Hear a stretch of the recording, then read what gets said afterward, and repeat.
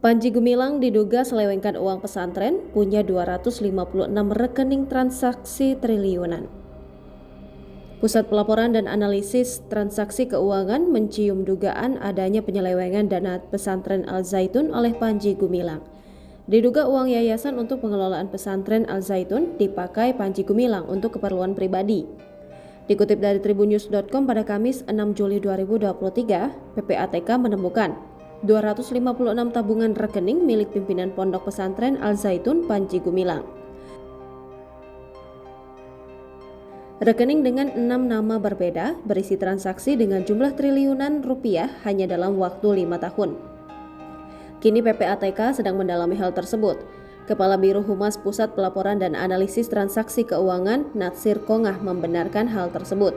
Informasi yang diterima, sumber uang yang diperoleh Panji Gumilang tersebut berasal dari dugaan penipuan, penyumbang yayasan serta ada yang terkait dengan Negara Islam Indonesia atau NII. Uang yayasan juga ada yang dipakai secara pribadi oleh Panji Gumilang. Ditanya soal tersebut, Natsir mengaku masih terus melakukan pendalaman. Sementara itu, Kepala PPATK Ivan Yustiavandana saat dikonfirmasi membenarkan sudah membekukan ratusan rekening terkait dengan pemimpin Pondok Pesantren Al Zaitun Panji Gumilang. Menteri Koordinator Bidang Politik Hukum dan Keamanan Mahfud MD mengatakan, pimpinan Pondok Pesantren Al Zaitun Panji Gumilang memiliki 6 nama atau identitas. Identitas tersebut, kata Mahfud, diantaranya Abu Totok Panji Gumilang dan Abdus Salam Panji Gumilang. 256 rekening atas nama Abu Toto Panji Gumilang, Abdus Salam Panji Gumilang. Nama dia tuh 6. Ada Abu Toto, ada Panji Gumilang, ada Abdus Salam, pokoknya 6 lah.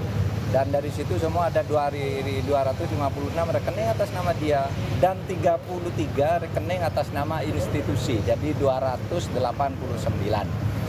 Ini sekarang sedang dianalisis dari sudut PPATK, apakah ada pencucian uang atau tidak. Nanti secepatnya.